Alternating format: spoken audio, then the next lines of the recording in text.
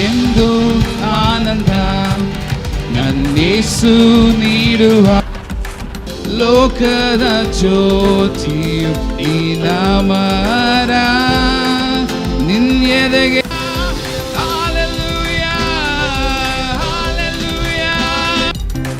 ಯೇಸುವೇ ಸ್ತೋತ್ರ, ನಿಮ್ಮನ್ನೇ ಆರಾಧಿಸ್ತೇವೆ.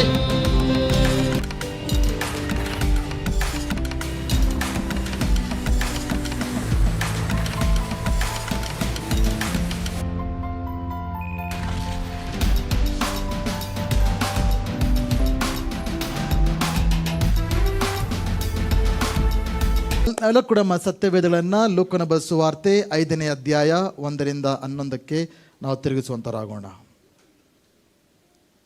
ನಮ್ಮೆಲ್ಲರೂ ಕೂಡ ಇದು ಬಹಳ ಪರಿಚಿತ ಆಗಿರತಕ್ಕಂಥ ವಾಕ್ಯ ಭಾಗ, ಆದರೂ ಕೂಡ ನಾನು ಓದುತ್ತೇನೆ, ಕೇಳಿಸ್ಕೊಳ್ಳೋಣ. ತರುವ ಇದರಿಂದ ಕೆಲವು ವಿಷಯಗಳನ್ನು ನಿಮ್ಮ ಮುಂದಿಡಲು ಬಯಸ್ತೇನೆ. ಒಮ್ಮೆ ಯೇಸು ಗೆನೆಸರೇತ್ ಸರೋವರದ ದಡದಲ್ಲಿ ನಿಂತಿದ್ದಾಗ ಜನರು ಗುಂಪಾಗಿ ಬಂದು ದೇವರ ವಾಕ್ಯನ್ನು ಕೇಳುವುದಕ್ಕಾಗಿ ಆತನ ಸುತ್ತುವರೆದು ನೂಕಾಡುತ್ತಿದ್ದರು. ಯೇಸು ಆ ಸರೋವರದ ದಡದಲ್ಲಿದ್ದ 2 ದೋಣಿಗಳನ್ನು ಕಂಡನು. ಬೆಸ್ತರು ಅವುಗಳಿಂದ ಹೊರಗೆ ಬಂದು ತಮ್ಮ ಬಲೆಗಳನ್ನು ತೊಳೆಯುತ್ತಿದ್ದರು. ಆ ದೋಣಿಗಳಲ್ಲಿ ಸೀಮೋನನ ದೋಣಿಯನ್ನು ಯೇಸು ಹತ್ತಿ ದಡದಿಂದ ಸ್ವಲ್ಪ ದೂರಕ್ಕೆ ನೂಕಬೇಕೆಂದು ಅವನನ್ನು ಕೇಳಿಕೊಂಡನು.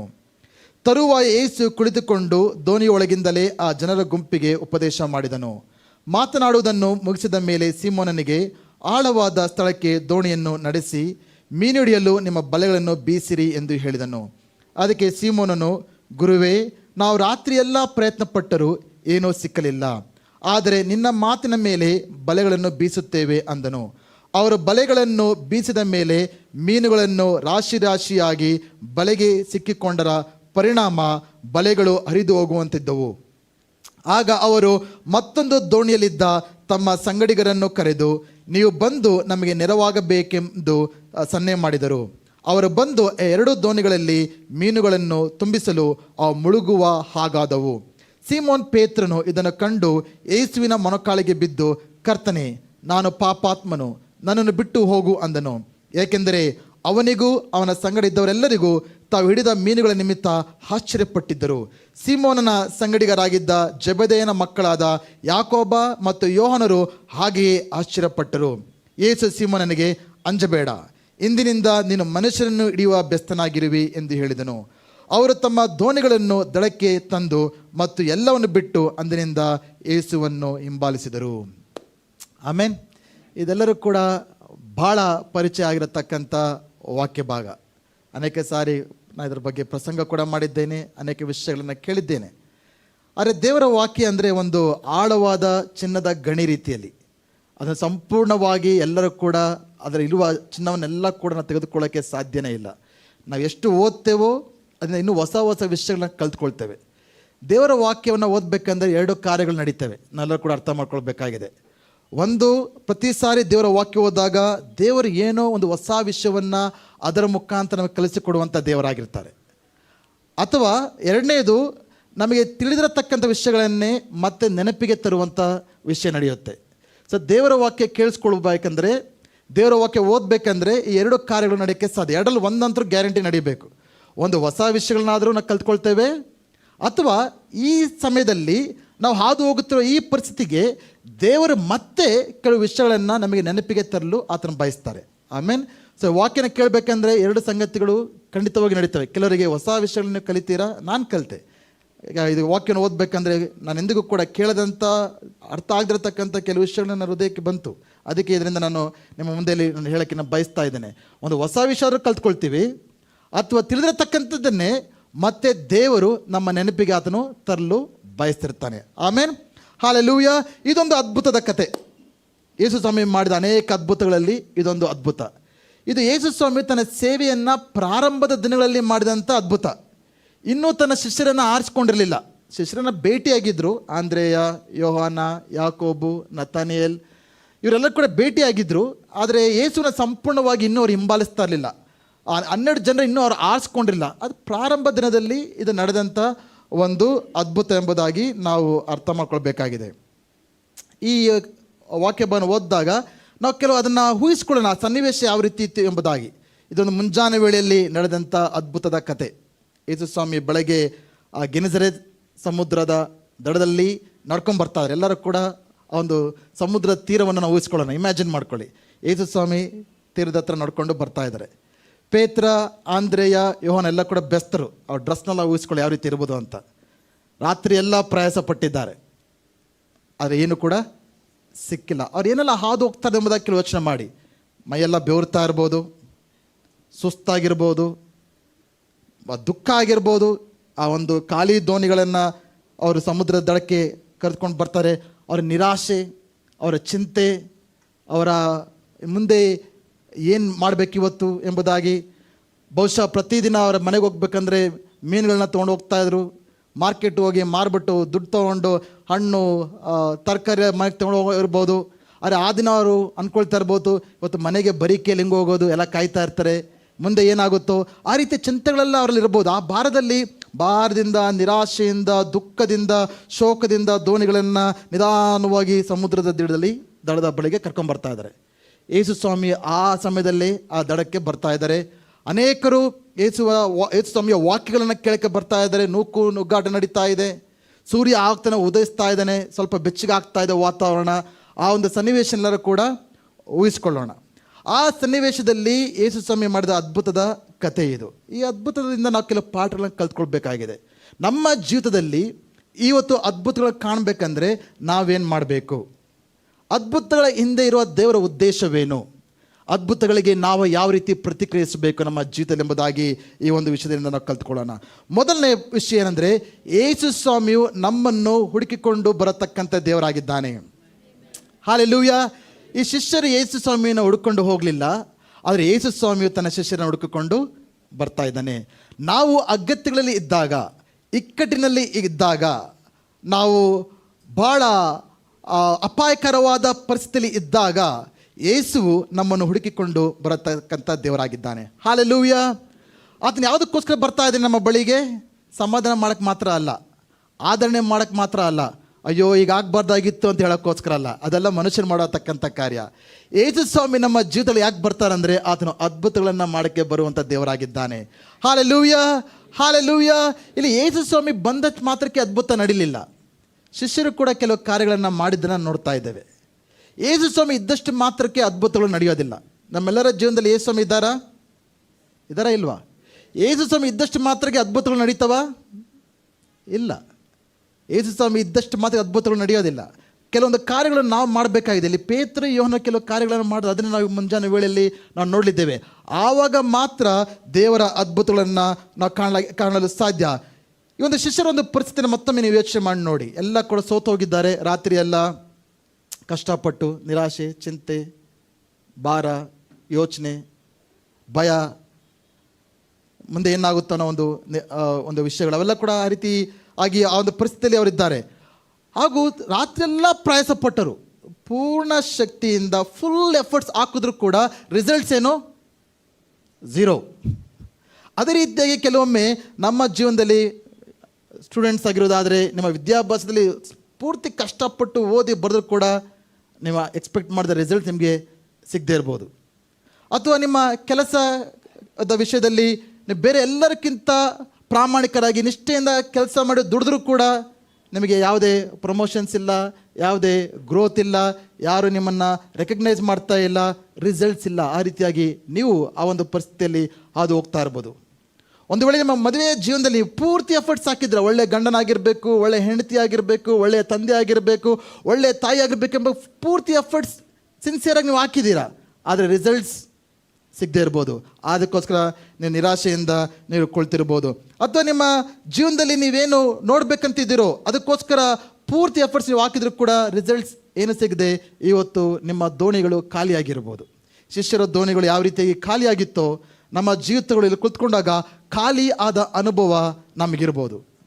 ಆ ರೀತಿಯ ಪರಿಸ್ಥಿತಿ ಇರುವುದಾದರೆ ನಾವು ಅರ್ಥ ಮಾಡ್ಕೊಳ್ಬೇಕಾಗಿದ್ದರೆ, ನಮ್ಮ ಪರಿಸ್ಥಿತಿ ಏನೇ ಆಗಿದ್ರೂ ಕೂಡ ಯೇಸು ಸ್ವಾಮಿಯು 2000 ವರ್ಷದಿಂದ ಆವತ್ತು ಯಾವ ರೀತಿಯಾಗಿ ಆ ಶಿಷ್ಯರನ್ನು ಸಂಧಿಸಿದನೋ ಇವತ್ತು ಕೂಡ ನಮ್ಮ ಖಾಲಿಯಾದ ಜೀವನದ ಪರಿಸ್ಥಿತಿಯಲ್ಲಿ, ಎಲ್ಲ ಸೋತು ಹೋಗಿರತಕ್ಕಂಥ ಪರಿಸ್ಥಿತಿಯಲ್ಲಿ, ಎಲ್ಲ ನಿರೀಕ್ಷೆ ಕಳೆದುಕೊಂಡಿರ್ತಕ್ಕಂಥ ಪರಿಸ್ಥಿತಿಯಲ್ಲಿ ಇವತ್ತು ಕೂಡ ಯೇಸು ಸ್ವಾಮಿಯು ನಮ್ಮನ್ನು ಸಂಧಿಸೋದಕ್ಕೆ ಬರ್ತಾ ಇದ್ದಾನೆ. ಹಲ್ಲೆಲೂಯಾ. ಜೋರಾಗಿ ಚಪ್ಪಳೆ ತಟ್ಟುತ್ತಾ ದೇವರ ನಾಮವನ್ನು ನಾವು ಮಹಿಮೆಪಡಿಸುವಂತರಾಗೋಣ. ಆಮೆನ್. ಎರಡನೆಯದು ವಿಷಯನ ನೀನು ಹೊಸದಾಗಿ ನಾನೇನು ಕಲ್ತ್ಕೊಂಡೆ ಈ ವಾಕ್ಯ ಭಾಗದಲ್ಲಿ ಅಂದರೆ, ಇದು ಪ್ರಾರ್ಥನೆಯಿಂದ ನಡೆದಂಥ ಅದ್ಭುತ ಅಲ್ಲ. ಪೇತ್ರ ಯೋಹನರು ಪ್ರಾರ್ಥನೆ ಮಾಡಿದ್ರ? ಯೇಸು ಸ್ವಾಮಿಯ ಬಗ್ಗೆ ಈಗಾಗಲೇ ಪರಿಚಯ ಇತ್ತು ಅವರಿಗೆ. ಈ ಹಿಂದಿನ ಅಧ್ಯಾಯದಲ್ಲಿ ನೋಡ್ತೇವೆ, ಯೇಸು ಸ್ವಾಮಿ ಪೇತ್ರನ ಅತ್ತೆಯನ್ನು ಕೂಡ ಜ್ವರದಿಂದ ಸ್ವಸ್ಥತೆ ಮಾಡಿದ್ದ. ಯೇಸು ಸ್ವಾಮಿಯ ಬೋಧನೆಗಳನ್ನು ಕೆಲವೊಂದು ಕೇಳಿದ್ದಾರೆ, ಕೆಲವು ಅದ್ಭುತಗಳನ್ನು ಕಂಡಿದ್ದಾರೆ. ಯೇಸು ಸ್ವಾಮಿ ಬರ್ತಿದ್ದ ಹಾಗೆ ಅವ್ರು ಹೋಗಿ, ಅಪ್ಪ ಯೇಸುವೇ ನಮಗೆ ಸಹಾಯ ಮಾಡು, ಗುರುವೇ ನಮ್ಮ ಪರಿಸ್ಥಿತಿ ನೋಡು, ಏನಾದರೂ ಮಾಡು ಅಂತ ಕೇಳ್ಕೊಂಡ್ರ? ಈ ಅದ್ಭುತದಲ್ಲಿ ಪ್ರಾರ್ಥನೆಯೇ ಇಲ್ಲ. ಅನೇಕ ಸಾರಿ ನಾವು ಅನ್ಕೊಳ್ತೇವೆ ಪ್ರಾರ್ಥನೆ ಮಾಡಿದ್ರೆ ನಮಗೆ ಅದ್ಭುತಗಳು ನಡೀತವೆ ಎಂಬುದಾಗಿ. ನಡೆಯುತ್ತಾ? ಖಂಡಿತವಾಗಿಯೂ ಪ್ರಾರ್ಥನೆಯಲ್ಲಿ ಶಕ್ತಿ ಇದೆ. ನಾವು ಪ್ರಾರ್ಥಿಸುವಾಗ ಕೆಲವು ಅದ್ಭುತಗಳು ನಡೀತವೆ. ಪ್ರಾರ್ಥನೆ ಮಾಡಿದ್ರೂ ಕೂಡ ಅದ್ಭುತಗಳು ಆಗದಿರತಕ್ಕಂಥ ಪರಿಸ್ಥಿತಿ ಇದೆ. ಅದಕ್ಕೆ ಬೇರೆ ಬೇರೆ ಕಾರಣಗಳು ಕೂಡ ಇರ್ತವೆ. ಆದರೆ ಇದರಲ್ಲಿ ನನಗೆ ಆಶ್ಚರ್ಯ ಉಂಟು ಮಾಡಿದ ವಿಷಯ ಏನಂದರೆ, ಇಲ್ಲಿ ಯಾವುದೇ ಪ್ರಾರ್ಥನೆ ಇಲ್ಲ, ಆದರೂ ಕೂಡ ಅದ್ಭುತಗಳು ನಡೆಯಿತು. ಅಂದರೆ ಪ್ರಾರ್ಥನೆಗಿಂತ ಏನೋ ಒಂದು ಶಕ್ತಿಕರವಾದ ವಿಷಯ ಇಲ್ಲಿದೆ. ಪಕ್ಕದಲ್ಲಿ ವಿಷಯ ನೋಡಿ ಹೇಳಿ, ಪ್ರಾರ್ಥನೆಗಿಂತ ಶಕ್ತಿಯುಳ್ಳ ವಿಷಯ ಇನ್ನೊಂದಿದೆ ಅಂತೇಳಿ. ನೀವು ಸತ್ಯವೇದನ ಸ್ಪಷ್ಟವಾಗಿ ನೀವು ಓದಿದ್ರೆ, ಕ್ಲೋಸಾಗಿ ಓದಿದ್ರೆ, ಯು ವಿಲ್ ಬಿ ಸರ್ಪ್ರೈಸ್ಡ್ ಎಷ್ಟು ಅದ್ಭುತಗಳು ಪ್ರಾರ್ಥನೆ ಇಲ್ಲದೆ ದೇವರು ಮಾಡಿದ್ದಾರೆ ಎಂಬುದಾಗಿ. ಅಂದರೆ ಈ ಒಂದು ಸಂದೇಶ ಪ್ರಾರ್ಥನೆ ಮಾಡಬೇಡಿ ಅಂತ ಹೇಳ್ಕೊಡ್ತಾ ಇಲ್ಲ ನಾನು, ಅದನ್ನು ಡಿಸ್ಕ್ಲೇಮರಲ್ಲಿ ಅರ್ಥ ಆಗುತ್ತೆ ಮುಂದಕ್ಕೆ ನಾನು ಹೇಳಿ ಯಾವ ವಿಷಯಕ್ಕೆ ಪಾಯಿಂಟಿಗೆ ಬರ್ತಾ ಇದ್ದೀನಿ ಅಂತ. ಓಕೆ, ಕೆಲವೊಮ್ಮೆ ಪ್ರಾರ್ಥನೆ ಮಾಡಿದ್ರೂ ಕೂಡ ಸರಿಯಾದ ಹೃದಯದಿಂದ ಪ್ರಾರ್ಥನೆ ಮಾಡದೇ ಇರಬೇಕಂದ್ರೆ ಕೆಲವು ಕಾರ್ಯಗಳು ನಮ್ಮ ಜೀವನ ನಡೆಯಲ್ಲ. ಉದಾಹರಣೆಗೆ ದಾನಿಯೇಲ ಅಧ್ಯಾಯ 3ನೇ ಅಧ್ಯಾಯದಲ್ಲಿ ಶದ್ರಕ್ ಮೆಷಕ್ ಅಬೇದ್ನೆಗೋ, ದೇವರೇ ಈ ಅಗ್ನಿಯಿಂದ ನಮ್ಮನ್ನು ಬಿಡಿಸೆಂಬುದಾಗಿ ಪ್ರಾರ್ಥನೆ ಮಾಡಿದ್ರಾ ಇಲ್ವಾ? ಇಲ್ಲ. ಸರಿಯಾಗಿ ಬೈಬಲ್ ಓದಿ. ದಾನಿಯೇಲ 6ನೇ ಅಧ್ಯಾಯದಲ್ಲಿ ದಾನಿಯೇಲನ ಸಿಂಹದ ಬೋನಿಗೆ ನೂಕಲ್ಪಟ್ಟ. ಅವಾಗ ದಾನಿಯೇಲ ಪ್ರಾರ್ಥನೆ ಮಾಡಿದ್ನ, ದೇವರೇ ಈ ಸಿಂಹದ ಬೋನಿಂದ ನಾನು ತಪ್ಪಿಸೆಂಬುದಾಗಿ ಪ್ರಾರ್ಥನೆ ಮಾಡಿದ್ರಾ ಇಲ್ವಾ? ಪ್ರಾರ್ಥನೆ ಮಾಡಿದ್ರು ಅಂತ ಇದೆ 3 ಸಾರಿ. ಅದಕ್ಕೋಸ್ಕರ ಸಿಂಹದ ಬೋನಿನಲ್ಲಿ ಹಾಕಲ್ಪಟ್ಟಿದ್ದು. ಆದರೆ ಈ ಸಿಂಹದ ಬೋನಿನಿಂದ ತಪ್ಪಿಸೆಂಬುದಾಗಿ ಆತನ ಪ್ರಾರ್ಥನೆ ಮಾಡಿದಂತೆ ನಾವೆಲ್ಲೂ ಕೂಡ ಓದೋದಿಲ್ಲ. ಅಪೊಸ್ತಲರ ಕೃತ್ಯಗಳು 12ನೇ ಅಧ್ಯಾಯದಲ್ಲಿ ಪೇತ್ರನ ಸೆರೆಮನೆಯಲ್ಲಿ ಹಾಕ್ತಾರೆ. 2 ಸೈನಿಕರಿಗೆ ಆತ ಕಟ್ಟಾಕಲ್ಪಟ್ಟಿದ್ದಾನೆ. ಆಗ ಪೇತ್ರ ಏನು ಮಾಡ್ತಾ ಇದ್ದಾನೆ? ಆರಾಮಾಗಿ ನಿದ್ದೆ ಮಾಡ್ತಾ ಇದ್ದಾನೆ. ಪೇತ್ರನ ಪ್ರಾರ್ಥನೆ ಮಾಡಿದ್ನ, ಅಪ್ಪ ಈ ಸೆರೆಮನೆಯಿಂದ ನನ್ನ ಆಚೆ ತೆಗೆದುಕೊಂಡು ಹೋಗುವಂತ ಪ್ರಾರ್ಥನೆ ಮಾಡಿದ್ನ? ನೋ. ಅರೆ ದೇವ್ರು ಅದ್ಭುತ ಮಾಡಿದ್ರ? ಎಸ್. ವೈ ಅಂತ ಕಲ್ತ್ಕೊಳ್ಳೋಣ. ಅಪೊಸ್ತಲರ ಕೃತ್ಯಗಳು 16ನೇ ಅಧ್ಯಾಯದಲ್ಲಿ ಪೌಲ ಸೀಲರು ಇಬ್ಬರು ಸರಿಯಾಗಿ ಹೊಡೆದಿದ್ದಾರೆ. ರಕ್ತ ಬರೋವರೆಗೂ ದೇಹ ಎಲ್ಲ ಗಾಯಗಳು ಹೊಡೆದು ಸೆರೆಮನೆಗೆ ಹಾಕಿದ್ದಾರೆ. ಆಗ ಅಲ್ಲಿ ಭೂಕಂಪ ನಡೀತು, ಸೆರೆಮನೆ ಬಾಗಿಲು ತೆರೆಯಲ್ಪಡ್ತು, ಅವೆಲ್ಲ ನಡೀತು. ಆದರೆ ಪೌಲ ಸೀಲರು ಪ್ರಾರ್ಥನೆ ಮಾಡಿದ್ರ? ಈ ಒಂದು ಸೆರೆಮನೆಯಿಂದ ನನ್ನನ್ನು ತಪ್ಪಿಸುತ್ತೇವ್ರೆ, ನಮ್ಮನ್ನು ಆಚೆ ತೆಗೆದುಕೊಂಡು ಹೋಗಿ ಎಂಬುದಾಗಿ ಪ್ರಾರ್ಥನೆ ಮಾಡಿದ್ರ? ನೋ. ಅವ್ರು ಪ್ರಾರ್ಥಿಸ್ತಿದ್ರು, ಹಾಡಾಡ್ತಿರಂತ ಇದೆ. ಆದರೆ ಅವ್ರು ಎಕ್ಸ್ಪೆಕ್ಟೇ ಮಾಡಿಲ್ಲ ಭೂಕಂಪ ನಡೆಯುತ್ತೆ, ದೇವರು ಆಚೆ ಕರ್ಕೊಂಡು ಹೋಗ್ತಾರೆ ಅಂತ ಎಕ್ಸ್ಪೆಕ್ಟ್ ಮಾಡಿದ್ರ? ನಂಬಿದ್ರ ಅವರು? ನೋ. ಅಂದರೂ ಕೂಡ ದೇವರ ಅದ್ಭುತಗಳನ್ನು ಮಾಡಿದ್ದನ್ನು ನಾವು ನೋಡ್ತಾ ಇದ್ದೇವೆ. ಸೊ ಇಲ್ಲಿ ನಾವು ಕಲ್ತ್ಕೊಳ್ಬೇಕಾದ ಪಾಠ ಏನಂದರೆ, ಪ್ರಾರ್ಥನೆಗಿಂತ ಇನ್ನೊಂದು ಅಮೂಲ್ಯವಾದ ವಿಷಯ ಒಂದಿದೆ. ಯೋಚನೆ ಮಾಡಿ ಏನಾಗಿರ್ಬೋದು ಅದು ಅಂತ. ಇಲ್ಲಿ ಪೇತ್ರನಿಗೆ ಯಾಕೆ ಅದ್ಭುತ ನಡೀತಂದರೆ ಪ್ರಾರ್ಥನೆಯಿಂದ ಆದಂಥ ಅದ್ಭುತವಲ್ಲ. ಆತನು ಮಾಡಿದ ಮೊದಲನೇ ಕಾರ್ಯ ಏನಂದರೆ, ತನ್ನ ದೋಣಿಯನ್ನು ಯೇಸು ಸ್ವಾಮಿಗೆ ಅರ್ಪಿಸಿಕೊಟ್ಟ. That is the secret to the miracle. ತನ್ನ ದೋಣಿಯನ್ನು ಯೇಸು ಸ್ವಾಮಿಗೆ ಆತನು ಸಮರ್ಪಿಸಿಕೊಟ್ಟ. ಅಂದರೆ ತನ್ನ ಜೀವಿತವನ್ನು ಯೇಸು ಸ್ವಾಮಿಗೆ ಆತನು ಕೊಟ್ಟ. ನಾವು ಪ್ರಾರ್ಥನೆ ಮಾಡ್ತಾ ಇರ್ಬೋದು, ಆದರೆ ನಮ್ಮ ಜೀವಿತವನ್ನು ದೇವರಿಗೆ ಸಂಪೂರ್ಣವಾಗಿ ಒಪ್ಪಿಸಿಕೊಟ್ಟಿದ್ದೇವಾ? ನಾವು ಪ್ರಾರ್ಥನೆ ಮಾಡ್ತಾ ಇರ್ಬೋದು, ನಮ್ಮ ಕೆಲಸ ಕಾರ್ಯಗಳನ್ನು, ವ್ಯಾಪಾರಗಳನ್ನು, ಹಣವನ್ನು, ಸಂಬಂಧಗಳನ್ನು ನಾವು ದೇವರಿಗೆ ಸಂಪೂರ್ಣ ಒಪ್ಪಿಸಿಕೊಟ್ಟಿದ್ದೇವಾ? ಈಗ ನಾವು ಅರ್ಥ ಆಗಬೇಕು ಯಾಕೆ ನಮ್ಮ ಜೀವನದಲ್ಲಿ ಅದ್ಭುತಗಳು ನಡೀತಾ ಇಲ್ಲ ಎಂಬುದಾಗಿ. ಇಲ್ಲಿ ಪೇತ್ರನ ನೋಡ್ತೇವೆ, ಮೊದಲು ತನ್ನ ದೋಣಿಯನ್ನು ಯೇಸು ಸ್ವಾಮಿಗೆ ಅರ್ಪಿಸಿಕೊಟ್ಟ ಕಾರಣದಿಂದ ಆತನು ಈ ಅದ್ಭುತವನ್ನು ಕಾಣಲಿಕ್ಕೆ ಸಾಧ್ಯ ಆಗ್ತಾ ಇದೆ. ಯೇಸು ಸ್ವಾಮಿ ದೋಣಿ ಹತ್ಕೊಂಡಾಗ ಪೇತ್ರನ ಹೇಳ್ಬೋದಾಗಿತ್ತಲ್ಲ ಯೇಸು ಸ್ವಾಮಿಗೆ ಈ ದೋಣಿ ನಾನು ಕೊಡೋಕ್ಕಾಗಲ್ಲ ಅಂತ ಹೇಳ್ಬೋದಾಗಿತ್ತು ತಾನೆ. ರಾತ್ರಿ ಎಲ್ಲ ನಾವು ಟಯರ್ಡ್ ಆಗಿಬಿಟ್ಟಿದ್ದೇವೆ, ಪ್ಲೀಸ್ ಇನ್ನೊಂದು ದೋಣಿ ನೀನು ನೋಡ್ಕೊ ಅಂತ ಹೇಳ್ಬೋದಾಗಿತ್ತು ತಾನೆ. ಹೇಳಿದ್ರ? ಅಥವಾ ಇವತ್ತು ತುಂಬ ನಮಗೆ ಟಯರ್ಡ್ ಆಗಿದೆ, not this time Jesus, some other time ಅಂತ ಹೇಳ್ಬೋದಾಗಿತ್ತು ತಾನೆ. ಅದು ಇವತ್ತು ನಮಗೆ ಬೇಸರವಾಗಿದೆ, ಸ್ವಾಮಿ ನಮ್ಮನ್ನು ಬಿಟ್ಬಿಡು, ಬೇರೆ ಇನ್ನೊಂದು ದೋಣಿ ತಗೋ ಅಂತ ಹೇಳ್ಬೋದಾಗಿತ್ತಂದೆ. ಏನಾದರೂ ಹೇಳ್ಬೋದಾಗಿತ್ತು, ಪೇತ್ರ ನಿರಾಕರಿಸ್ಬೋದಾಗಿತ್ತು. ಬಟ್ ಪೇತ್ರ ಮಾಡಿದ ಮೊದಲನೇ ಕಾರ್ಯವೇನೆಂದರೆ ತನ್ನ ದೋಣಿಯನ್ನು ಯೇಸು ಸ್ವಾಮಿಗೆ ಅರ್ಪಿಸ್ಕೊಡ್ತಾ ಇದ್ದಾನೆ. ಪ್ರಾರ್ಥನೆಗಿಂತ ದೊಡ್ಡ ಒಂದು ವಿಷಯ ಏನಂದರೆ ನಮ್ಮ ಜೀವಿತಗಳನ್ನು ಸಂಪೂರ್ಣವಾಗಿ ದೇವರಿಗೆ ಒಪ್ಪಿಸಿಕೊಡುವಂಥದ್ದು. ಹಲ್ಲೆಲೂಯಾ. ಅನೇಕರು ಯಾಕೆ ಅದ್ಭುತಗಳನ್ನು ಬೇಡ್ತಾರೆ ಗೊತ್ತಾ? ಅನೇಕರು ಯಾಕೆ ದೇವ್ರು ನಂಬ್ತಾರೆ ಗೊತ್ತಾ? ದೇವರೇ ಈ ಅದ್ಭುತವನ್ನು ನಾನು ಮಾಡು, ನನಗೆ ಕೆಲಸ ಬೇಕು, ಹಣ ಬೇಕು, ಇದನ್ನು ಮಾಡು. ಯಾಕೆ? ಮತ್ತೆ ನನಗೋಸ್ಕರ ನಾನು ಜೀವಿಸ್ತೇನೆ ಆರಾಮಾಗಿ. ಅದ್ಭುತ ಯಾಕೆ ಬೇಕು? ಯಾಕೆ ದೇವ್ರು ನಿಮ್ಮ ಪ್ರಾರ್ಥನೆ ಕೇಳಬೇಕು? ಅದು ನಿಮ್ಮ ವೈಯಕ್ತಿಕ ಅಗತ್ಯಗಳನ್ನು ದೇವ್ರು ಸಂಧಿಸ್ಬೇಕು. ಯಾಕೆ? ನಿಮಗೋಸ್ಕರ ನೀವು ಆರಾಮಾಗಿ ಜೀವಿಸ್ಬೇಕು. ಅಲ್ಲಿ ದೇವರೆಲ್ಲಿದ್ದಾರೆ ಅದರಲ್ಲಿ? ನೋ. ಆದರೆ ನಮ್ಮ ಜೀವಿತಗಳನ್ನು ಸಂಪೂರ್ಣಕ್ಕೆ ದೇವರಿಗೆ ಒಪ್ಪಿಸಿಕೊಟ್ಟವರಾಗಿ ನಾವು ಪ್ರಾರ್ಥಿಸುವುದಾದರೆ ಅಂಥ ಪ್ರಾರ್ಥನೆ ಶಕ್ತಿ ಇದೆ. ಒಂದು ಕಥೆಯನ್ನು ನಾನು ಓದಿದೆ, ಅದು ಆ್ಯಕ್ಚುಲಿ ಅದು ಅಮೇರಿಕಾ ಕಥೆ, ಅದು ಇಲ್ಲಿ ಹೆಂಗೆ ಬರುತ್ತೋ ಗೊತ್ತಿಲ್ಲ. ಒಂದು ದಿನ ಕೋಳಿ ಮತ್ತು ಹಂದಿ ಇಬ್ಬರು ಫ್ರೆಂಡ್ಸ್ ಒಬ್ಬರು ನಡ್ಕೊಂಡು ಹೋಗ್ತಾ ಇದ್ದಾರಂತೆ. ಅಲ್ಲಿ ಒಂದು ಚರ್ಚ್ ಮುಂದೆ ಹೋಗ್ತಾ ಇರಬೇಕಂದ್ರೆ ಅಲ್ಲಿ ಒಂದು ಬೋರ್ಡ್ ನೋಡಿದ್ರು. ಅದೇನೆಂದರೆ ಫಂಡ್ ರೈಸಿಂಗ್ ಕ್ಯಾಂಪೇನ್ ಬಗ್ಗೆ ಅದು. ಸೊ ಮೇ ಬಿ ಸಭೆಯ ಕಟ್ಟಡಕ್ಕೋಸ್ಕರನೋ ಅಥವಾ ಮಿಷನ್ ಸೇವೆಗೋಸ್ಕರನೋ ಒಂದು fund raising board, advertisement board ಹಾಕಿದ್ದಾರೆ. ಏನಂದರೆ help us serve breakfast chicken and ham, eggs and ham ಅಂತ. Help us serve breakfast eggs and ham ಅಂದರೆ ನಾವು ಬೆಳಗಿನ ಭೋಜನವನ್ನು ನಾವಿಲ್ಲಿ ಮಾಡಿ ಅದರ ಮುಖಾಂತರ ಹಣವನ್ನು ನಾವು ರೈಸ್ ಮಾಡಿ ಅದನ್ನು ಸೇವೆಗೆ ಉಪಯೋಗಿಸ್ಕೊಳ್ತೇವೆ. ದಯವಿಟ್ಟು ಸ್ವಲ್ಪ ಮೊಟ್ಟೆಗಳನ್ನು, ಹಂದಿ ಮಾಂಸವನ್ನು ಕೊಡಿ ಎಂಬುದಾಗಿ. ಅದಕ್ಕೆ ಕೋಳಿ ಅದನ್ನು ಓದ್ಬಿಟ್ಟು ಎಕ್ಸೈಟ್ ಆಯಿತು. ಹಂದಿಯನ್ನು ನೋಡಿ ಕೇಳ್ತಾ ಇದೆ, ನಾವು ಕೂಡ ಇದರಲ್ಲಿ ಕಾಂಟ್ರಿಬ್ಯೂಟ್ ಮಾಡಿದ್ರೆ ಚೆನ್ನಾಗಿರುತ್ತೆ ಅಲ್ವಾ ಅಂತ. ಅದಕ್ಕೆ ಹಂದಿ ಕೋಳಿ ನೋಡಿ ಹೇಳುತ್ತೆ, ನಿನಗಾದರೆ ಅದು ಕಾಂಟ್ರಿಬ್ಯೂಷನ್ನು, ನನಗಾದರೆ ನಾನು ಪೂರ್ತಿ ಜೀವನನ ಕೊಡಬೇಕಾಗತ್ತೆ. ಆದರೆ ಕೋಳಿ ಕೊಡಬೇಕಾಗಿರೋದೇನು? ಮೊಟ್ಟೆ. ಹಂದಿ ಏನು ಕೊಡಬೇಕು? ಅನೇಕ ಕ್ರೈಸ್ತರು ಕೋಳಿ ಥರ ಮೊಟ್ಟೆ ಕೊಡ್ತಾರೆ. ಏನೋ ಕೊಡಬೇಕು, ಸಭೆಗೆ ಬರಬೇಕು, ಏನೋ ಒಂದು ಕಾಣಿಕೆ ಕೊಡಬೇಕು, ಏನೋ ಸ್ವಲ್ಪ ಸೇವೆ ಮಾಡಬೇಕು. ಪೂರ್ತಿಯಾಗಿ ಸರೆಂಡರ್ ಇಲ್ಲ, ಪೂರ್ತಿ ಕಮಿಟ್ಮೆಂಟ್ ಇಲ್ಲ, ಸಾಧಾರಣವಾಗಿ ಕೊಡ್ತಾರೆ. ಬಟ್ ದೇವರಿಗೆ ಬೇಕಾಗಿರತಕ್ಕಂಥದ್ದಿಂದ ನಿಮ್ಮ ದೇಹವನ್ನು ಸರ್ವಾಂಗ ಹೋಮವಾಗಿ ದೇವರಿಗೆ ಅರ್ಪಿಸಿಕೊಡಿ. ನಮ್ಮ ಜೀವಿತದ ಎಲ್ಲ ಭಾಗಗಳನ್ನು, ಎಲ್ಲ ಕ್ಷೇತ್ರಗಳನ್ನು ನಾವು ದೇವರಿಗೆ ಒಪ್ಪಿಸಿಕೊಡೋದಕ್ಕೋಸ್ಕರ ದೇವರು ನಮ್ಮನ್ನು ಕರೀತಾ ಇದ್ದಾನೆ. ಅಂಥ ಒಂದು ಪ್ರಾರ್ಥನೆಯಲ್ಲಿ ಶಕ್ತಿ ಇದೆ. ದೇವರಿಗೆ ಒಪ್ಪಿಸಿಕೊಡದ, ದೇವರಿಗೆ ಸಂಪೂರ್ಣವಾಗಿ ಸರ್ವಾಂಗ ಹೋಮವಾಗಿ ಅರ್ಪಿಸಿದ ಪ್ರಾರ್ಥನೆಯಲ್ಲಿ ಶಕ್ತಿ ಇಲ್ಲ ಪ್ರಿಯರೇ. ನೀವು ಅಂದ್ಕೊಳ್ತಾ ಇರ್ಬೋದು, ನಾನು ಪ್ರಾರ್ಥನೆ ಮಾಡ್ತಾ ಇದ್ದೇನೆ, ಯಾಕೆ ಉತ್ತರ ಇಲ್ಲ? ಉಪವಾಸ ಮಾಡ್ತಾ ಇದ್ದೇನೆ, ಯಾಕೆ ಉತ್ತರವಿಲ್ಲ? ಎಷ್ಟೋ ವರ್ಷದಿಂದ ಕಾಯ್ತಾ ಇದ್ದೇನೆ, ಯಾಕೆ ಉತ್ತರವಿಲ್ಲ? ಯಾಕೆ ಜನರ ಪ್ರಾರ್ಥನೆ ಕೇಳ್ತೇನೆ ಎಂಬುದಾಗಿ ನಿಮಗೆ ಪ್ರಶ್ನೆಗಳಿರುವುದಾದರೆ ಈ ಮುಂಜಾನೆ ವೇಳೆ ಕೇಳಿಸ್ಕೊಳ್ಳಿ. ನಾವು ಮಾಡ್ತಿರೋ ತಪ್ಪೇನೆಂದರೆ ನಮ್ಮ ಜೀವಿತಗಳನ್ನು ಸಂಪೂರ್ಣವಾಗಿ ದೇವರಿಗೆ ಇನ್ನೂ ಒಪ್ಪಿಸಿಕೊಟ್ಟಿಲ್ಲ. ದೇವರೇ, ಈ ಜೀವಿತ ನಿನ್ನದು, ದೇವರನ್ನ ಇರೋದೆಲ್ಲ ನಿನ್ನದು, ನಾನು ನಿನಗೋಸ್ಕರ ಜೀವಿಸ್ತೇನೆ, ನಿನ್ನ ಚಿತ್ತ ಬೇಕು, ನಿನ್ನ ಮಹಿಮೆ ಆಗಬೇಕು, ನಿನ್ನ ರಾಜ್ಯ ಬೇಕೆಂಬುದಾಗಿ ನಾವು ದೇವರಿಗೆ ಒಪ್ಪಿಸಿಕೊಟ್ಟವರಾಗಿ ಅಂಥ ಒಂದು ಪುನಾದಿಯಿಂದ ನಾವು ಪ್ರಾರ್ಥಿಸುವುದಾದರೆ ಪ್ರಾರ್ಥನೆ ಇಲ್ಲದೆ ಕೂಡ ಅದ್ಭುತಗಳು ನಡೀತವೆ. Hallelujah, hallelujah. ಅನೇಕ ಕಥೆಗಳನ್ನು ನೋಡಿದ್ದೇವೆ, ಪ್ರಾರ್ಥನೆಯ ಅದ್ಭುತಗಳು ಯಾವ ರೀತಿಯಾಗಿ ನಡೀತವೆ ಎಂಬುದಾಗಿ.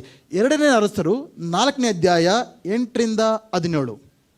ಅದನ್ನು ಓದೋಕ್ಕೆ ಸಂಪೂರ್ಣವಾಗಿ ನನ್ನ ಸಮಯ ಇಲ್ಲ. ಆ ದಿನಗಳಲ್ಲಿ ಎಲಿಷನ ದಿನಗಳು ಇವು. ಆ ಅಧ್ಯಾಯದಲ್ಲಿ ನಾವು ಓದಬೇಕಂದ್ರೆ ಅಲ್ಲಿ ಶೂನೇಮ್ ಅಂತ ಒಂದು ಸ್ಥಳವಿದೆ ಉತ್ತರ ಭಾಗದ ಇಸ್ರಾಯೇಲ್ ದೇಶದಲ್ಲಿ. ಅಲ್ಲೊಬ್ಬ ಹೆಂಗಸಿದ್ಲು. ಆ ಹೆಂಗಸಿ ಹೆಸರು ಕೂಡ ಬರೆಯಲ್ಪಟ್ಟಿಲ್ಲ. ಆದರೆ ಆಕೆ ಶ್ರೀಮಂತಳು, ಒಳ್ಳೆ ಸೊಸೈಟಿಯಲ್ಲಿ ಒಳ್ಳೆ ಸ್ಟೇಟಸ್, ಪದವಿ, ಗೌರವ, ಹಣ ಎಲ್ಲ ಇರತಕ್ಕಂಥ ಸ್ತ್ರೀ, ಸ್ವಂತ ಮನೆ ಇರತಕ್ಕಂಥ ಸ್ತ್ರೀ. ಎಲಿಷನು ಆವಾಗ ಆಕೆಯ ಮನೆ ಮುಂದೆ ಹೋಗ್ಬೇಕಂದ್ರೆ ಆಕೆ ಎಲಿಷನನ್ನು ತನ್ನ ಮನೆಗೆ ಬರಮಾಡ್ಕೊಳ್ತಾ ಇದ್ಲು, ಊಟವನ್ನು ಬಡಿಸ್ತಾ ಇದ್ಲು. ಒಂದಿನ ಆಕೆ ಯಾವ ರೀತಿ ಒಂದು ಪ್ರೇರೇಪಣೆ ಆಯ್ತಂದರೆ, ಈ ಒಂದು ಪ್ರವಾದಿಗೋಸ್ಕರ ನಮ್ಮ ಮನೆಯ ಮಹಡಿಯ ಮೇಲೆ ಇನ್ನೊಂದು ಮನೆಯನ್ನು ಕಟ್ಟಿ ಆತನಿಗೆ ಒಂದು ಹಾಸಿಗೆ, ಒಂದು ಟೇಬಲ್, ಒಂದು ಕುರ್ಚಿ, ಒಂದು ಲ್ಯಾಂಪ್. ಅರ್ಥ ಮಾಡ್ಕೊಳ್ಳಿ, ಆ ಕಡೆ ದೇವರ ಮೇಲೆ, ಸೇವಕರ ಮೇಲೆ ಎಷ್ಟು ಪ್ರೀತಿ, ಎಷ್ಟು ಗೌರವ, ಎಂಥ ಒಂದು ಉದಾರತ್ವ, ಎಷ್ಟು ಜನರಸ್ ಎಂಬುದಾಗಿ ಯೋಚನೆ ಮಾಡಿ ನೋಡಿ. ಇವೆಲ್ಲ ಮಾಡಲು ಯಾಕೆ ಮಾಡಲು? ಸೊ ಆಕೆಗೆ ಎಲಿಷನ್ ಇವೆಲ್ಲವನ್ನು ನೋಡಿ ಕೂಡ ಆತನ ತುಂಬ ವಾಸ್ ಅಪ್ರಿಷಿಯೇಟಿಂಗ್ ಹರ್. ಹೆಂಗಸು ಇಷ್ಟೆಲ್ಲ ಮಾಡಿದಲ್ಲ ನನಗೋಸ್ಕರ. ಆಕೆಗೆ ಕರೆದು ಕೇಳ್ತೇನೆ, ಅಮ್ಮ ನಿಂಗೆ ಏನು ಬೇಕು? ನಾನು ಅರಸನ ಬಗ್ಗೆ ಏನಾದರೂ ರೆಕಮೆಂಡ್ ಏನಾದರೂ ಮಾಡಬೇಕಾ, ಅಥವಾ ಏನಾದರೂ ಅಗತ್ಯ ಇದೆಯಾ ಪ್ರಾರ್ಥನೆ ಮಾಡೋದಕ್ಕೋಸ್ಕರ? ಆಕೆ ಏನಂತ ಉತ್ತರ ಕೊಟ್ಲು ಗೊತ್ತಾ? ಅವಳು ಏನೂ ಇಲ್ಲ, ಎಲ್ಲ ಕೂಡ ದೇವರನ್ನ ಚೆನ್ನಾಗಿಟ್ಟಿದ್ದಾರೆ ಅಂತ. ಆಮೇಲೆ ಎಲಿಷನ್ಗೆ ಅರ್ಥ ಆಗುತ್ತೆ, ತನ್ನ ಸೇವಕನ ಗೆಹಾಜಿ ಮುಖಾಂತರ ಆಕೆಗೆ ಏನಿಲ್ಲ, ಮಕ್ಕಳಿಲ್ಲ. ಎಷ್ಟೋ ವರ್ಷ ಆದರೂ ಕೂಡ ಮಕ್ಕಳೇ ಇಲ್ಲ, ವಯಸ್ಸು ಕೂಡ ಆಗೋಗ್ಬಿಟ್ಟಿದೆ. ಸೊ ಅವ್ರಿಗೆ ಮಕ್ಕಳಾಗೋ ಚಾನ್ಸೇ ಇಲ್ಲ.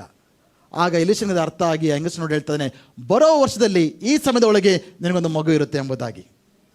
ಹಾಲೆಲೂಯ. ಆ ರೀತಿಯಾಗಿ ಅದ್ಭುತ ನಡೀತಂದು ಗಂಡು ಮಗುವನ್ನು ಒಂದು ವರ್ಷದ ಒಳಗೆ ದೇವರು ಆಕೆ ಕೊಡ್ತಾರೆ. ಆ ದೊಡ್ಡ ಅದ್ಭುತನ ಅದು. ವಯಸ್ಸೇ ಮೀರಿ ಹೋಗಿರತಕ್ಕಂಥ ದಂಪತಿಗಳಿಗೆ ದೇವರು ಮಗುವನ್ನು ಕೊಟ್ಟರು. ಈ ಆಶೀರ್ವಾದ, ಈ ಅದ್ಭುತ ಈ ಹೆಂಗಸಿಗೆ ಯಾವ ರೀತಿ ಸಿಕ್ತು? ಪ್ರಾರ್ಥನೆ ಮಾಡಲ್ಲ. ಎಲಿಷ ಹತ್ರ ಬಂದು, ಅಯ್ಯೋ ಪಾಸ್ಟ್ರೇ, ನನಗೆ ಮಕ್ಕಳಿಲ್ಲ, ನನಗೆ ಅವಮಾನ ಆಗ್ತಾ ಇದೆ, ನಾಚಿಕೆ ಆಗ್ತಾ ಇದೆ, ಎಲ್ಲೂ ಕೂಡ ಹೋಗೋಕ್ಕಾಗ್ತಾ ಇಲ್ಲ. ಆ ದಿನಗಳಲ್ಲಿ ಇನ್ನೂ ಆ ಒಂದು ಸನ್ನಿವೇಶ ಭಾಳ ವಿಪರೀತವಾದದ್ದು. ಆ ರೀತಿಯಾಗಿ ಗೋಗರದಿಲ್ಲ ಪ್ರವಾದಿ ಹತ್ರ ಇಲ್ಲ. ತನ್ನ ಪರಿಸ್ಥಿತಿಯನ್ನು ಒಪ್ಕೊಂಡಿದ್ಲು. ಆಕೆ ಮಾಡಿದ್ದೆಲ್ಲ ಒಂದೇ, ತನ್ನ ಮನೆಯನ್ನು, ತನ್ನ ಜೀವಿತವನ್ನು ದೇವರಿಗೆ ಸಮರ್ಪಿಸಿಕೊಟ್ಟಿದ್ರು. ಪ್ರಿಯರೇ, ಈ ಮುಂಜಾನೆ ವೇಳೆಯಲ್ಲಿ ಪ್ರಾರ್ಥನೆಕ್ಕಿಂತ ಇನ್ನೊಂದು ಅಮೂಲ್ಯವಾದ ದೊಡ್ಡ ಶಕ್ತಿ ಏನಂದರೆ ನಮ್ಮ ಜೀವಿತವನ್ನು ಸಂಪೂರ್ಣವಾಗಿ ಆತನಿಗೆ ಒಪ್ಪಿಸಿಕೊಟ್ಟಿರಬೇಕು. ಆವಾಗ ಅಂಥ ಸ್ಥಾನದಿಂದ ನಾವು ಪ್ರಾರ್ಥಿಸುವಾಗ ಅನೇಕ ಅದ್ಭುತಗಳನ್ನು ನಮ್ಮ ಜೀವನದಲ್ಲಿ ನಾವು ಕಾಣ್ತೇವೆ. Hallelujah, hallelujah. ಅಂಥ ಪ್ರಾರ್ಥನೆಯನ್ನು ಮಾಡುವಂಥರಾಗೋಣ. ಇವತ್ತು ನಾವು ಮಾಡ್ತಾ ಇರಬೇಕು. ಪ್ರಾರ್ಥನೆ ಮಾಡೋಕ್ಕಿಂತ ಮುಂಚೆ ಒಂದು ಪ್ರಶ್ನೆ ನಮ್ಮಲ್ಲಿ ಬರಬೇಕು. ನನ್ನ ಜೀವಿತವನ್ನು ನಿಜವಾಗಿಯೂ ದೇವರಿಗೆ ಸಂಪೂರ್ಣವಾಗಿ ಒಪ್ಪಿಸಿಕೊಟ್ಟಿದ್ದೀನಾ ಅನ್ನೋ ಪ್ರಶ್ನೆ ನಮ್ಮಲ್ಲಿ ಚುಚ್ಚಬೇಕು. ಯಾವುದಕ್ಕೋಸ್ಕರ ಅದ್ಭುತ ಬೇಡ್ತಾ ಇದ್ದೀರಾ? ಯಾವುದಕ್ಕೋಸ್ಕರ ಸ್ವಸ್ಥತೆ ಬೇಡ್ತಾ ಇದ್ದೀರಾ? ಅದು ನಿಮಗೋಸ್ಕರನ, ನಿಮ್ಮ ಸ್ವಾರ್ಥ ಉದ್ದೇಶಕ್ಕೋಸ್ಕರನ, ನಿಮ್ಮ ಜೀವಿತಗಳಿಗೋಸ್ಕರ? ಅದರಲ್ಲಿ ದೇವರಿದ್ದಾರೆ, ಅದರಲ್ಲಿ ಅದು ದೇವರಿಗೋಸ್ಕರನ, ಅದು ದೇವರ ಮಹಿಮೆಗೋಸ್ಕರನ, ಅದು ದೇವರ ಚಿತ್ತವನ್ನು ಮಾಡೋದಕ್ಕೋಸ್ಕರನ ಅನ್ನೋ ಪ್ರಶ್ನೆ ನಮ್ಮಲ್ಲಿ ಮೂಡಬೇಕು. ಯಾವಾಗ ದೇವ್ರ ಚಿತ್ತಕ್ಕೆ ಒಪ್ಪಿಸಿಕೊಟ್ಟು, ದೇವ್ರಿಗೆ ಮಹಿಮೆಗೆ ಒಪ್ಪಿಸಿಕೊಟ್ಟು ಆಗ ಪ್ರಾರ್ಥಿಸಿ ನೋಡಿರಿ ದೇವ್ರು ಯಾವ ರೀತಿ ನಿಮ್ಮ ಅದ್ಭುತಗಳನ್ನು ನಿಮ್ಮ ಜೀವನದಲ್ಲಿ ಮಾಡ್ತಾರೆ ಎಂಬುದಾಗಿ. Hallelujah, hallelujah. ಜೋರಾಗಿ ಹಾಲೆಲೂಯಾ. ಮೂರನೇ ವಿಷಯ, ದೇವರು ಅವರಿಗೆ, ಯೇಸು ಸ್ವಾಮಿ ಯಾವ ಸ್ಥಳದಲ್ಲಿ, ಯಾವ ವಿಷಯದಲ್ಲಿ ಅವರು ಸೋತೋಗಿದ್ರೋ ಆ ವಿಷಯದಲ್ಲಿ, ಆ ಸ್ಥಳದಲ್ಲಿ ಅವರಿಗೆ ಜೀವನ ಕೊಡ್ತಾ ಇದ್ದಾನೆ. ಆಮೇನ್, ಹಾಲೆಲೂಯಾ. ಆದರೆ ಶಿಷ್ಯರು they are never given up. ಅವರು ಬಿಟ್ಬಿಡಲಿಲ್ಲ, ಆಗೋದಿಲ್ಲ, ಮುಗೀತು, ಅಷ್ಟೇ ಎಂಬುದಾಗಿ ಹೇಳಿಲ್ಲ. ಯೇಸು ಸ್ವಾಮಿ ಬಂದು ಪೇತ್ರನಿಗೆ ಹೇಳಿದ್ರು, ಈ ಒಂದು ದೋಣಿಯನ್ನು ಸ್ವಲ್ಪ ಆಳಕ್ಕೆ ತೆಗೆದುಕೊಂಡು ಹೋಗು, ದೋಣಿಯನ್ನು ಬೀಸಿ ಎಂಬುದಾಗಿ. ಪೇತ್ರ ಏನು ಹೇಳ್ತಾ ಉತ್ತರ ಕೊಡ್ತಾನೆ, ರಾತ್ರಿ ಎಲ್ಲ ಪ್ರಯಾಸ ಪಟ್ಟಿದ್ದೇವೆ, ಆದರೆ ಏನೂ ನಮಗೆ ಸಿಕ್ಕಿಲ್ಲ, ಆದರೆ ನಿನ್ನ ಮಾತಿನಿಂದ ನೀನು ಹೇಳ್ತಾ ಇದೆಯಲ್ಲ ಅದಕ್ಕೆ ನಾನು ವಿಧೇಯನಾಗ್ತೇನೆ ಎಂಬುದಾಗಿ ಆತನು ಹೇಳ್ತಾ ಇದ್ದಾನೆ. ಹಾಲೆಲೂಯಾ. ಎಷ್ಟೋ ನಾವು ಪ್ರಯಾಸ ಪಟ್ಟಿರ್ಬೋದು, ಪ್ರಯಾಸ ಪ್ರಯತ್ನ ಪಟ್ಟು ಆಗೋದನ್ನೆಲ್ಲ ನಾವು ಮಾಡಿ ಏನು ಸಿಗದೆ ಹೋದರೂ ಕೂಡ ದೇವರು ನಮ್ಮ ಜೀವನದಲ್ಲಿ ಆ ಕಾರ್ಯದಲ್ಲಿ ಮತ್ತೊಮ್ಮೆ ನಾವು ಸೋತೋಗ್ಬಾರ್ದು, ಬೇಸರಗೊಳ್ಬಾರ್ದು, ಬಿಟ್ಬಿಡಬಾರ್ದು. ಮತ್ತೆ ನಾವು ದೇವರ ಮಾತಿಗೆ ವಿಧೇಯರಾಗಿ ಆ ಕಾರ್ಯವನ್ನು ನಾವು ಮಾಡುವಾಗ ಅದೇ ಕ್ಷೇತ್ರದಲ್ಲಿ ದೇವರು ಮತ್ತೆ ನಮಗೆ ಜೀವನ ಕಾಣಲು ಸಾಧ್ಯ. ಹಾಲೆಲೂಯಾ. ಯಾವ ಮದುವೆಯ ಜೀವಿತದಲ್ಲಿ ನಾವು ಸೋತೋಗಿದ್ದೀವೋ ಅದೇ ಮದುವೆಯ ಜೀವಿತದಲ್ಲಿ ದೇವರು ಮತ್ತೆ ನಮಗೆ ಜೀವನ ಕೊಡಲು ಸಾಧ್ಯ. ಯಾವ ಕೆಲಸ ವ್ಯಾಪಾರ ಸೋತು ಹೋಗಿದ್ದೀವೋ ಅದೇ ಕೆಲಸ ಕಾರ್ಯದಲ್ಲಿ ದೇವರಿಗೆ ಜೀವನ ಕೊಡಲು ಸಾಧ್ಯ. ಯಾವ ಒಂದು ವಿದ್ಯಾಭ್ಯಾಸದಲ್ಲಿ, ಯಾವ ಒಂದು ಪ್ರಾಜೆಕ್ಟಲ್ಲಿ, ಯಾವ ಒಂದು ವಿಷಯದಲ್ಲಿ ಸೋತು ಹೋಗಿದ್ದೀವೋ ಅದೇ ವಿಷಯದಲ್ಲಿ ದೇವರಿಗೆ ಜೀವನ ಕೊಡಲು ಸಾಧ್ಯ. ಯಾವ ಸೇವೆಯಲ್ಲಿ ನಾವು ಸೋತು ಹೋಗಿದ್ದೇವೋ, ವಿಫಲರಾಗಿದ್ದೇವೋ ಅದೇ ಸೇವೆಯಲ್ಲಿ ದೇವರಿಗೆ ಮತ್ತೆ ಅದ್ಭುತವನ್ನು ಮಾಡಲು ಸಾಧ್ಯ. ಯಾವ ಒಂದು ಶೋಧನೆಯಲ್ಲಿ ನಾವು ಬಿತ್ತು ಹೋಗಿದ್ದೇವೋ ಅದೇ ಶೋಧನೆ ಮೇಲೆ ಮತ್ತೆ ದೇವರು ಜೀವ ಕೊಡಲು ನಮಗೆ ಸಾಧ್ಯ. ಯಾವ ಒಂದು ಗುರಿಯಲ್ಲಿ, ಆಸೆಯಲ್ಲಿ, ಬಯಕೆಯಲ್ಲಿ ನಾವು ಸೋತು ಹೋಗಿದ್ದೇವೋ ಮತ್ತೆ ಅದೇ ಬಯಕೆಯಲ್ಲಿ, ಆಸೆಯಲ್ಲಿ ದೇವರು ನಮಗೆ ಜೀವನ ಕೊಡಲು ಸಾಧ್ಯ. Hallelujah, hallelujah. ಯಾವಾಗ ಜಯ ನಮಗೆ ಸಿಗುತ್ತೆ? ಅವ್ರು ಮುಂಚೆ ಕೂಡ ರಾತ್ರಿ ಎಲ್ಲ ಪ್ರಯಾಸ ಪಟ್ಟರು, ಆದರೆ ಏನೂ ಸಿಕ್ಕಿಲ್ಲ. ಆದರೆ ಈಗ ಮತ್ತೆ ಅದನ್ನೇ ಮಾಡ್ತಾ ಇದ್ದಾರೆ, ಅದ್ಭುತ ನಡೀತು. Same efforts but different results. ಮುಂಚೆ ಅದೇ ಪ್ರಯತ್ನ, ಅದೇ ಪ್ರಯಾಸ, ಅದೇ ಸ್ಥಳ, ಏನೂ ಸಿಕ್ಕಿಲ್ಲ. ಆದರೆ ಇವಾಗ ಅದೇ ಸ್ಥಳ, ಅದೇ ಪ್ರಯತ್ನ, ಬಟ್ ಅದ್ಭುತ. What are the difference? ವ್ಯತ್ಯಾಸ ಏನು? ಯಾಕಂದರೆ ಇವಾಗ ಅವರು ತಮ್ಮ ದೋಣಿಯನ್ನು ದೇವರಿಗೆ ಒಪ್ಪಿಸಿಕೊಟ್ಟಿದ್ದಾರೆ. ಇವಾಗ ದೇವರ ಮಾತಿಗೆ ಅವರು ವಿಧೇಯರಾಗ್ತಾ ಇದ್ದಾರೆ. ಯಾವಾಗ ನಮ್ಮ ಜೀವಿತವನ್ನು ಸಂಪೂರ್ಣವಾಗಿ ದೇವರು ಒಪ್ಪಿಸಿಕೊಟ್ರೆ, ದೇವರೇ ಕೆಲಸ ಕೊಟ್ಟರೆ ಆ ಕೆಲಸ ನಿನ್ನದು, ದೇವರೇ ಮಗುವನ್ನು ಕೊಟ್ಟರೆ ಆ ಮಗು ನಿನ್ನದು, ದೇವರೇ ಮನೆಯನ್ನು ಕೊಟ್ಟರೆ ಆ ಮನೆಯು ನಿನ್ನದು, ದೇವರೇ ನನ್ನದೆಲ್ಲ ನಿನ್ನದು, ನಿನ್ನ ಉದ್ದೇಶಗಳಿಗೋಸ್ಕರ, ನಿನ್ನ ಮಹಿಮೆಗೋಸ್ಕರ ಅದನ್ನು ಉಪಯೋಗಿಸ್ಕೊಳ್ತೇನೆ ಎಂಬುದಾಗಿ ದೇವರಿಗೆ ಸಮರ್ಪಿಸಿಕೊಟ್ಟವರಾಗಿ ನಾವು ಪ್ರಾರ್ಥಿಸುವಾಗ, ಪ್ರಯತ್ನಿಸುವಾಗ ಆ ಸಂಗತಿಗಳಲ್ಲಿ ಖಂಡಿತವಾಗಿಯೂ ಜೀವನವನ್ನು ಕಾಣುತ್ತೇವೆ ಪ್ರಿಯರೇ. ಆಮೇನ್, ಹಲ್ಲೆಲೂಯಾ. ಎರಡನೇದು, ನಾವು ಅದ್ಭುತದ ಉದ್ದೇಶ ಅರ್ಥ ಮಾಡ್ಕೊಳ್ಬೇಕು.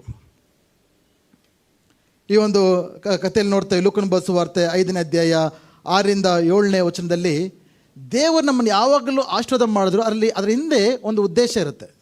ಇಲ್ಲೇನು ನಡೀತು ಗೊತ್ತಾ? ಪೇತ್ರನ ಆ ಯೇಸುವಿನ ಮಾತನ್ನು ಕೇಳಿ ಬಲೆನ ಹಾಕಿದಾಗ ಏನಾಯಿತು? ಅನೇಕ ಮೀನು ರಾಶಿ ರಾಶಿಯಾಗಿ ಬಂತು. ಎಲ್ಲಿತ್ತೋ ಗೊತ್ತಿಲ್ಲ, ರಾತ್ರಿ ಎಲ್ಲ ಒಂದು ಕಡೆ ಹೋಗಿ ಮಲ್ಕೊಂಬಿಟ್ಟಿದ್ವೇನೋ. ಯೇಸು ಸ್ವಾಮಿ ಮಾತಿಗೆ ಹೇಳ್ತಿದ್ದಂಗೆ ಎಲ್ಲ ಕಡೆ ರಾಶಿ ರಾಶಿಯಾಗಿ ಬಂದು ಸೇರೋದು. ಆವಾಗ ಪೇತ್ರನೊಬ್ಬನೇ ಎಳಿಯೋಕ್ಕಾಯ್ತಾ? ಯಾರನ್ನು ಕರೀತಾ ಇದ್ದಾನೆ ಆತನು? ತನ್ನ ಸ್ನೇಹಿತರನ್ನು ಕರೀತಾನೆ. ಯಾರಿದ್ರು? ಯಾಕೋಬ, ಯೋನರು ಕೂಡ ಇನ್ನೊಂದು ದೋಣಿಯಲ್ಲಿದ್ದರು. ಅವರನ್ನು ಕರೀತಾ ಇದ್ದಾರೆ. ಅವ್ರ ದೋಣಿ ಕೂಡ ಖಾಲಿಯಾಗಿದೆ. ರಾತ್ರಿಯಲ್ಲಿ ಅವರು ಪ್ರಯಾಸ ಪಟ್ಟಿದ್ದಾರೆ, ಅವ್ರಿಗೇನೂ ಸಿಗ್ತಾ ಇಲ್ಲ. ಅವ್ರನ್ನ ಕರೀತಾರೆ, ಬನ್ನಿ ಬನ್ನಿ. ಅವ್ರನ್ನ ಕರ್ಕೊಂಡು ಅವ್ರ ದೋಣಿಗಳು ಕೂಡ ಏನಾಗ್ತಾ ಇವೆ? ತುಂಬೋಗ್ತವೆ. ಎಷ್ಟರ ಮಟ್ಟಿಗೆ? 2 ದೋಣಿ ಮುಳುಗುವ ಅಷ್ಟರ ಮಟ್ಟಿಗೆ. ಅಂದರೆ ನಾವು ಏನು ಕಲ್ತ್ಕೋಬೇಕು ಅಂದರೆ, ದೇವರು ನಮಗೂ ಕೂಡ ಆಶೀರ್ವಾದ, ಅದು ನಮಗೋಸ್ಕರ ಮಾತ್ರವಲ್ಲ, ಅದರಿಂದ ಇತರರು ಕೂಡ ಆಶೀರ್ವಾದ ಹೊಂದಬೇಕು. ಆಮೇನ್, ಹಲ್ಲೆಲೂಯಾ. ನಮ್ಮ ಪ್ರಾರ್ಥನೆ ಸಾಧಾರಣವಾಗಿ ಏನಾಗಿರುತ್ತೆ? ದೇವರೇ ನನ್ನ ಆಶೀರ್ವಾದ ಮಾಡು, ನನ್ನ ಹೆಂಡತಿನ ಆಶೀರ್ವಾದ ಮಾಡು, ನನ್ನ ಮಕ್ಕಳನ್ನ ಆಶೀರ್ವಾದ ಮಾಡು, ನಮ್ಮ ಅಪ್ಪ ಅಮ್ಮನ ಆಶೀರ್ವಾದ ಮಾಡು, ನಮ್ಮ ಅಂಕಲ್ ಆಂಟಿನ ಆಶೀರ್ವಾದ ಮಾಡು, ನನ್ನ ನಾಯಿನ ಬೆಕ್ಕುನ ಆಶೀರ್ವಾದ ಮಾಡು. ಕೆಲವರಿಗೆ ಇವತ್ತು ನಾಯಿಗಳು ಬೆಕ್ಕುಗಳು ಹುಚ್ಚು ಜಾಸ್ತಿ. ಇಂಗ್ಲೀಷ್ ಚರ್ಚ್ ತುಂಬ ಜನ ಇರ್ತಾರಂತವ್ರು, ಅವ್ರು ಕೇಳಿಸ್ಕೋಬಾರ್ದು ಇದನ್ನು. ಯಾವನ ಪ್ರಾರ್ಥನೆ ಏನು? ದೇವರೇ ನನ್ನ ಆಶೀರ್ವಾದ ಮಾಡು, ನನ್ನ ಆಶೀರ್ವಾದ ಮಾಡು ಅಷ್ಟೇ. ಬಟ್ ನಿಮ್ಮ ಪ್ರಾರ್ಥನೆ ಸ್ವಲ್ಪ ಬದಲಾಯಿಸಿ, ದೇವರೇ ನನ್ನನ್ನು ಆಶೀರ್ವಾದವಾಗಿ ಮಾಡು. ನಮ್ಮ ಪ್ರಾರ್ಥನೆ ಏನಾಗಿರಬೇಕು? ದೇವರೇ ನನ್ನನ್ನು ಆಶೀರ್ವಾದ ಮಾಡು ಅಂತ ಅಲ್ಲ, ದೇವರೇ ನನ್ನನ್ನು ಆಶೀರ್ವಾದವಾಗಿ ಮಾಡು. ಹಲ್ಲೆಲೂಯಾ. ಎರಡಕ್ಕೂ ವ್ಯತ್ಯಾಸ ಇದೆಯಾ? ಇದೆಯಾ ಇಲ್ವಾ? ಯಾವಾಗ ದೇವರೇ ನನ್ನ ಆಶೀರ್ವಾದ ಮಾಡು ಎಂಬ ಪ್ರಾರ್ಥನೆಯನ್ನು ನಿಲ್ಲಿಸಿ, ದೇವರೇ ನನ್ನನ್ನು ಆಶೀರ್ವಾದವಾಗಿ ಮಾಡು ಎಂಬುದಾಗಿ ಪ್ರಾರ್ಥನೆಯನ್ನು ಮಾಡೋದಕ್ಕೆ ಪ್ರಾರಂಭಿಸಿದ್ರೆ, ಆಟೋಮೆಟಿಕ್ಕಾಗಿ ದೇವರನ್ನು ಆಶೀರ್ವದಿಸಲೇಬೇಕಲ್ವಾ? ನಿಮ್ಮನ್ನು ಆಶೀರ್ವಾದ ಮಾಡಿದ್ರೆ ನೀನು ಆಶೀರ್ವಾದವಾಗಿರೋಕ್ಕಾಗೋದು. ಅರ್ಥ ಆಗ್ತಾ ಇದೆಯಾ? ಇಲ್ಲಿ ಪೇತ್ರನ ದೋಣಿ ಎಂಟಿ ಆಗಿತ್ತು. ಅದೇ ರೀತಿಯಾಗಿ ಪ್ರೇರೆ ನಮ್ಮ ಸುತ್ತಮುತ್ತಲ ಜನರ ದೋಣಿಗಳು ಎಂಟಿ ಆಗಿವೆ. ನಾವು ಯಾವ ವಿಷಯದಲ್ಲಿ ಸೋತು ಹೋದಂಥ ಜನರಿದ್ದಾರೆ. ಪೇತ್ರನು ಯಾವ ರೀತಿ ಥರ ಸ್ನೇಹಿತರನ್ನ ಕರೆದು ಅವರ ದೋಣಿಗಳನ್ನು ತುಂಬಿಸೋದನೋ, ಅವರನ್ನು ಕರೆದು ದೇವರ ಕಡೆಗೆ ಕರ್ಕೊಂಡು ಹೋಗ್ತಾ ಇದ್ದನೋ, ನಾವು ಆ ರೀತಿಯಾಗಿ ನಮ್ಮ ಆಶೀರ್ವಾದದಿಂದ ಇತರರ ಹಂಚಿಕೊಂಡು ಇತರರ ಬರಿದಾಗಿರತಕ್ಕಂಥ ದೋಣಿಗಳನ್ನು ತುಂಬಿಸೋದಕ್ಕೆ ಬಂದು ಹೃದಯವನ್ನು ನಾವು ಹೊಂದ್ಕೊಳ್ಬೇಕಾಗಿದೆ. ಹಲ್ಲೆಲೂಯಾ. ಸೊ ದೇವರು ನಮ್ಮನ್ನು ಆಶೀರ್ವಾದ ಮಾಡೋ ಉದ್ದೇಶವೇನು? ಇತರರಿಗೆ ನಾವು ಆಶೀರ್ವಾದವಾಗಿ ಇರಬೇಕೆಂಬುದಾಗಿ. ಅದಕ್ಕೆ ದೇವರು ಅಬ್ರಾಹ್ಮನ ಕರೆದಾಗ, ಅಬ್ರಾಹ್ಮನೇ ನಾನು ನಿನ್ನ ಆಶೀರ್ವಾದ ಮಾಡ್ತೇನೆ, ನಿನ್ನ ದೊಡ್ಡವನಾಗಿ ಮಾಡ್ತೇನೆ ಎಂಬುದಾಗಿ ಹಂಗೆ ನಿಲ್ಲಿಸ್ಬಿಟ್ರ? ದೇವರೇನು ಹೇಳಿದ್ರು? ನಾನು ನಿನ್ನನ್ನು ಆಶೀರ್ವಾದ ಮಾಡ್ತೇನೆ, ನೀನು ಆಶೀರ್ವಾದ ನಿಧಿಯಾಗಿರುವೆ. Hallelujah, hallelujah. ಈ ಒಂದು ಮನಸ್ಥಿತಿಯನ್ನು ನಾವು ಹೊಂದಿಕೊಂಡು, ದೇವರೇ ನನ್ನನ್ನು ಉಪಯೋಗಿಸಿಕೊ, ನನ್ನಿಂದ ಇತರರ ಆಶೀರ್ವಾದ ಹೊಂದ್ಕೊಳ್ಬೇಕು, ನನ್ನಿಂದ ಇತರ ಸಮಾಧಾನ ಹೊಂದ್ಕೊಳ್ಬೇಕು, ನನ್ನಿಂದ ಇತರ ಆದರಣೆ ಹೊಂದ್ಕೊಳ್ಬೇಕು, ನನ್ನಿಂದ ಇತರ ಸಹಾಯ ಪಡ್ಕೊಳ್ಬೇಕು. ದೇವರೇ ನನ್ನನ್ನು ಇತರರಿಗೆ ಪ್ರಯೋಜನಕಾರಿಯಾಗಿ ಮಾಡು. ಕೇವಲ ನಾನು, ನನ್ನದು, ನನ್ನ ಮನೆ, ನನ್ನ ಕುಟುಂಬ ಅಷ್ಟೇ ಆದರೆ ಏನಂತ ಕರಿಬೇಕು ಅದನ್ನು? ಹಲ್ಲೆಲೂಯಾ. ನಮ್ಮ ಅದ್ಭುತದ ಹಿಂದೆ ಇರುವ ದೇವರ ಒಂದು ಉದ್ದೇಶವನ್ನು ನಾವು ಅರ್ಥ ಮಾಡ್ಕೊಳ್ಳೋಣ. ಮೂರನೇದು, ದೇವರು ಅದ್ಭುತ ಮಾಡಿದಾಗ ನಮ್ಮ ಪ್ರತಿಕ್ರಿಯೆ ಏನಾಗಿರಬೇಕು? What should be our response? ಪೇತ್ರನ ಅದ್ಭುತ ನೋಡ್ದ. ಪೇತ್ರನು, ಯಾಕೋಬರು, ಯೋನರು ರಾಶಿಯಾಗಿ ಮೀನುಗಳು ಅವ್ರ ದೋಣಿ ತುಂಬೋಗ್ಬಿಟ್ಟಿವೆ. ಸೊ ಅವ್ರು ಏನು ಮಾಡಿದ್ರು? ಅವ್ರನ್ನ ದಳಕ್ಕೆ ಎಳ್ಕೊಂಬಂದು ಎಲ್ಲ ಕುಳಿತುಕೊಂಡು ಲೆಕ್ಕ ಹಾಕ್ತಾ ಇದ್ದಾರೆ. 1 2 3 4. ಒಳ್ಳೆ ಇವತ್ತು ಬಂಪರ್, ಇವತ್ತು ನಾವು ಮಾರ್ಕೆಟ್ಗೆ ಹೋಗಿ ಮಾರ್ಬಿಟ್ಟು ಸ್ವಲ್ಪ ಹಣ ಮಾಡಿಕೊಂಡು ಹೋಗೋಣ, ಮೇ ಬಿ ಅಷ್ಟು ಸಿಕ್ಕಿದೆ ಅಂದರೆ ಇನ್ನೊಂದು ವಾರ ನಾವು ಈ ಕಡೆ ತಲೆ ಹಾಕೋದು ಬೇಡ ನಾವು ಎಂಬುದು ಆ ರೀತಿ ಯೋಚನೆ ಮಾಡಿದ್ರ? ಆ ಅದ್ಭುತದ ಹಿಂದೆ ಇರುವ ದೇವರ ಶಕ್ತಿಯನ್ನು ಅವ್ರು ನೋಡ್ತಾ ಇದ್ದಾರೆ. ಇದು ಸಾಧಾರಣ ಒಬ್ಬ ಮನುಷ್ಯನ ಕಾರ್ಯವಲ್ಲ, ಇದು ದೇವರ ಕಾರ್ಯ ಎಂಬುದಾಗಿ ಗುರುತಿಸ್ತಾ ಇದ್ದಾರೆ. ಆ ದೇವರ ಕಾರ್ಯ ಗುರುತಿಸಿ ಪೇತ್ರನ ಹೇಳ್ತಾನೆ, ಪೇತ್ರನ, ದೇವರೇ ನಾನು ಪಾಪಾತ್ಮನು, ನನ್ನನ್ನು ಬಿಟ್ಟು ನೀನು ಹೋಗು ಎಂಬುದಾಗಿ. ಅನೇಕರು ದೇವರ ಅದ್ಭುತಗಳನ್ನು ಮಾಡಿದಾಗ ಆ ಅದ್ಭುತವನ್ನು ತೆಗೆದುಕೊಂಡು ಓಡೋಗ್ಬಿಡ್ತೇವೆ, ದೇವರ ಮರ್ತು ಬಿಡ್ತೇವೆ. ನಮ್ಮ ಅದ್ಭುತದಲ್ಲಿ ನಾವು ಬ್ಯುಸಿ ಆಗಿಬಿಡ್ತೇವೆ. ಪೇತ್ರನನ್ನು ಬ್ಯುಸಿ ಆಗ್ಬೋದಾಗಿತ್ತಲ್ವ? ಯೇಸು ಸ್ವಾಮಿಗೆ ಟಾಟಾ ಬಾಬಾಯ್ ಸಿಗೋಣ, ಸಿ ಯು ಲೇಟರ್ ಅಂದ್ಬಿಟ್ಟು ಹೋಗ್ಬೋದಾಗಿತ್ತಾನೆ. ಆ ಮೀನುಗಳನ್ನೆಲ್ಲ ತೊಗೊಂಡು ಒಂದು ಬುಟ್ಟಿಗೆ ಹಾಕ್ಕೊಂಡು ಹೊತ್ಕೊಂಡು ಹೋಗ್ಬೋದಾಗಿತ್ತು. ಹೋಗಿದ್ರೆ ಏನಾಗಿರೋದು? ಅದಕ್ಕಿಂತ ದೊಡ್ಡ ಅದ್ಭುತನ ಕಳ್ಕೊಳ್ತಾ ಇದ್ರು.